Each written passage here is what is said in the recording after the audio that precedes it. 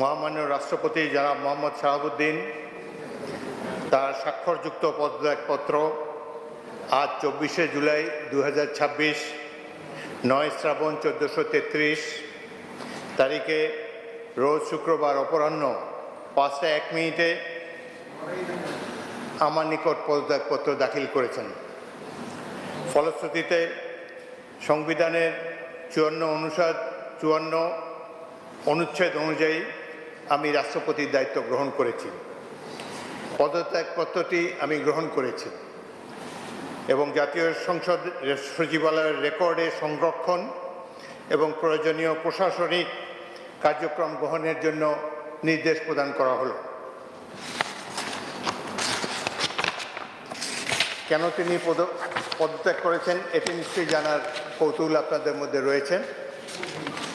তিনি লিখিতভাবে জানিয়েছেন যে তিনি গুরুতর অসুস্থ, হৃদরোগ, উচ্চ রক্তচাপ, ডায়াবেটিস ও কিডনি জটিলতায় তিনি ভুগছেন।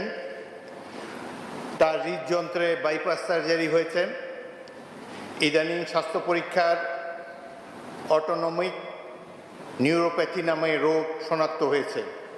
এই রোগের কারণে তিনি মাঝে মাঝে অচেতন হয়ে পড়েন। এসব রোগের প্রাদুর্ভাবে এবং শারীরিক ও মানসিক অসমর্থতার কারণে রাষ্ট্রপতির মতো গুরুত্বপূর্ণ সাংবিধানিক পদের দায়িত্ব পালন করা তার পক্ষে সম্ভব হচ্ছে না। তার দীর্ঘমেয়াদী চিকিৎসার প্রয়োজন।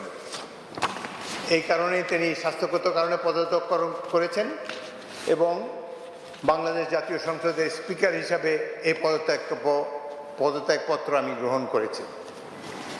সংবিধানে ইতিমধ্যে আপনারা জানেন যেদিন আমি স্পিকার হিসাবে শপথ নিয়েছি সেই দিনই ভারপ্রাপ্ত রাষ্ট্রপতি হিসাবেও শপথ নিয়েছি যদি প্রয়োজন হয়।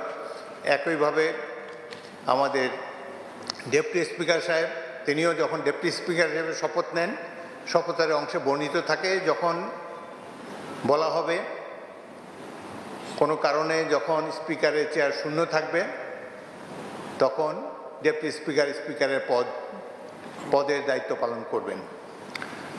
সুতরাং আজকে বাংলাদেশের নানা ধরনের কথাবার্তা আমি দুপুরে এসেই শুনছি। দেখা গেল যে এটি প্রকৃত। তিনি শারীরিক অসমর্থের কারণে পদত্যাগ করেছেন।